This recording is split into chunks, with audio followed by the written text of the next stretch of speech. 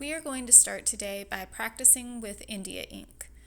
And we really want to make sure that we have the same type of paper and the same materials that we would use for our final project. That way we know how the India ink is going to react to the paper and the brushes and different tools that we may use.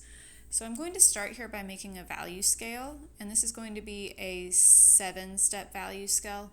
So your darkest value is going to be black. So that is pure, no water added India ink.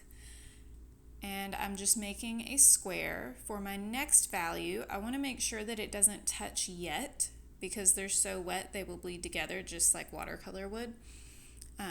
So for the second step, I want it to be slightly lighter, and you can see I'm trying to get it a little bit lighter here by adding some more water.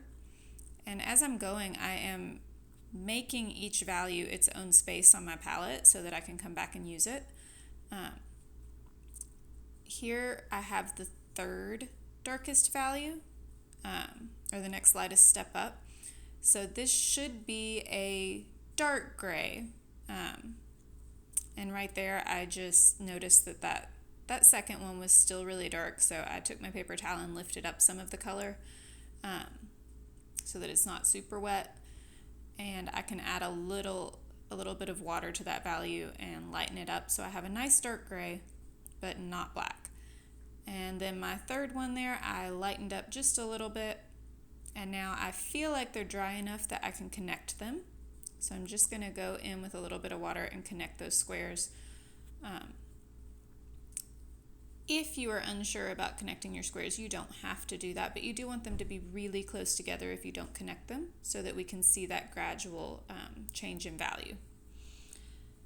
Now, value scales can be much more detailed than a 7-step value scale. 7 steps gives you 3 dark values, 3 light values, and 1 mid-tone. So right here, my fourth one is going to be my mid-tone, and I need it to be a medium gray color. Now, that's looking a little bit light, so I am going to add a little bit more of the India ink from the step below that to it. Now, it seems a little bit dark, so I'm just dabbing my paintbrush off on the paper towel and lifting up some of that color. And I'm going to wait to connect those and go up to my next lighter gray. So I'm adding some more water here. And I'm using a square brush for this so that it's easy to make squares or rectangles. You could use a round brush, but I find that using a square brush is much easier.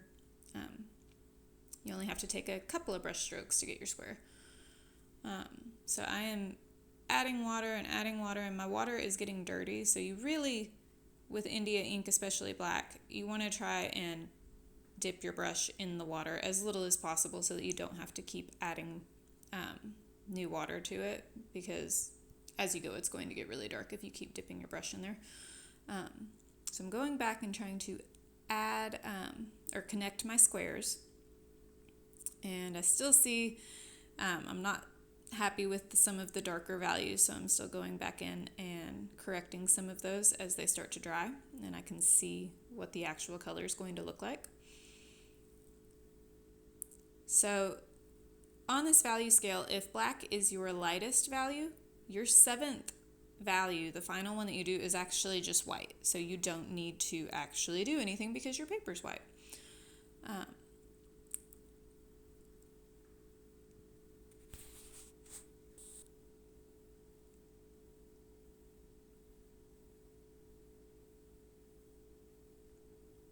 And I'm still messing around here trying to get that last one as light as I can so that it is a gradual fade into white. And I'm going to label using a rounded brush. It's got a point on the tip so it's easier to write with. I'm just going to label that my value scale. And now I'm going to practice making different types of marks with my brushes. So I'm going to stick to my pointed round brush here and practice different marks that I can make, different thicknesses of lines, curves, straight lines, dashes.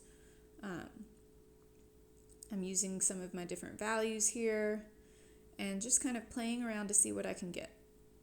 And this is going to be important in the future because if you don't really know how your brushes are going to react to the paper and to the ink, you're not going to really know what you can do with it. So practice some different mark making. Use different brushes. Here I'm using a skewer for a really thin, almost like a pin line. And I'm just playing around with different types of marks that I can make, seeing how thick and thin I can get the lines. I'm doing some dots here, and you could certainly use that for shading or to add texture to your painting after it is dry, especially. Otherwise, if you do it wet on wet, which you'll see me do here in a moment, those little dots will spread out, or those lines that you make. And here I'm doing some cross hatching, so just some perpendicular overlapping lines. Also good for shading and texture. Now I'm kind of rolling my skewer around to get jagged lines that change widths as they go, which could be really nice for maybe a rocky mountain or rocky surfaces. Now I'm going to practice some wet on wet techniques. So wet on wet just means that you are putting wet ink into already wet paper. So I've added some water there, which my water is a little bit dirty, and I've got ink on my brush so it wasn't completely clear. And just dropping in some ink. Over on the other side here, I am practicing a wash. A wash is a flat area of color. So just a large area of one value. We're not changing how light or dark it is. We just want to keep one value there and lay it down quickly so that it's nice and flat and doesn't change at all.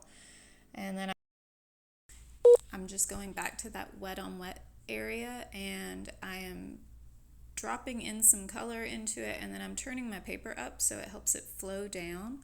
And that is a fun way to get some watery or cloud-like textures, all sorts of things you can do with that. That's fun. So have some fun practicing.